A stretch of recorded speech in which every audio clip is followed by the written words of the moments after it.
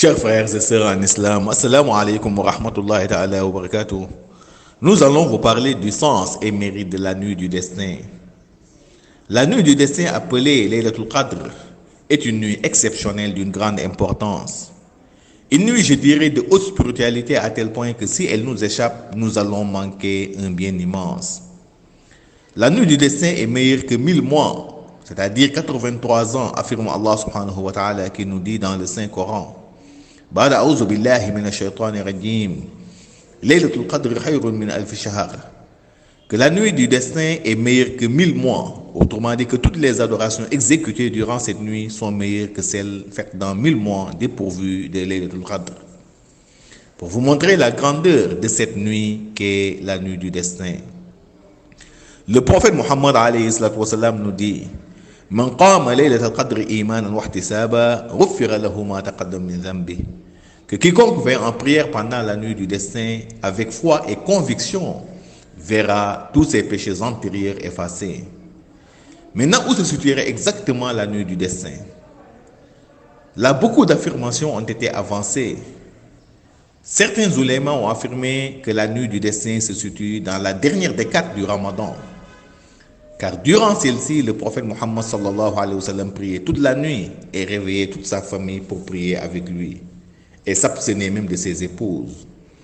D'autres oulémas par contre ont affirmé que la nuit du destin se situe dans la nuit du 26 au 27. Et c'est là d'après le hadith du prophète Muhammad sallallahu alayhi wa sallam qui nous dit: Man kana mutaharriha falyataharraha laylat as-sabi wal 20. Celui qui veut chercher la nuit du destin n'a qu'à l'attendre dans la nuit du 26 au 27. Ibn Hajar affirme dans son livre Fathul Bari que l'avis le plus partagé est qu'elle est une nuit impaire dans les 10 dernières nuits et qu'elle change constamment. Fin de citation. Pour vous dire que la nuit du destin se situe sans doute dans les 10 derniers jours du mois béni du Ramadan, qui sont des jours, il faut le dire, exceptionnels d'une grande importance, où les fidèles doivent redoubler d'efforts en matière d'adoration d'Allah subhanahu wa ta'ala pour pouvoir, n'est-ce pas, rencontrer cette nuit qu'est la nuit du destin. Maintenant, qu'est-ce qu'il est recommandé de faire durant cette nuit? Chers frères en islam, durant la nuit du destin, il est recommandé à tout musulman, premièrement, de procéder à de longues veilles de prière, pour qu'Allah subhanahu wa ta'ala nous efface nos péchés antérieurs. Man qama laylatul qadr imanan wa ihtisaba ghufira lahu ma taqaddama min dhanbi. Que quiconque veille en prière pendant la nuit du destin avec foi et conviction verra tous ses péchés antérieurs effacés. Deuxièmement, de faire beaucoup d'invocations durant cette nuit, car durant celle-ci, Allah subhanahu wa ta'ala exauce toutes nos invocations. Des invocations à l'image de celles qu'Aïcha radiallahu anha a rapportées.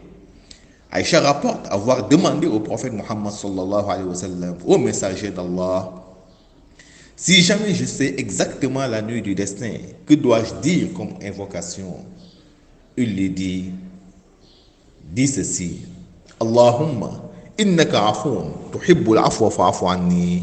Allahumma innaka afoun tuhibbul afwa fa'afu anni. Oh Allah subhanahu wa ta'ala, tu es celui qui pardonne sans cesse et tu aimes le pardon, donc pardonne-moi.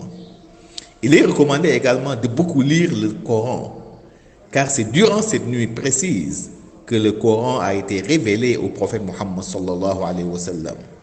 Allah subhanahu wa ta'ala nous dit: Inna anzalnahu fi laylatin mubarak. Nous l'avons fait descendre en une nuit bénie qui est celle du destin.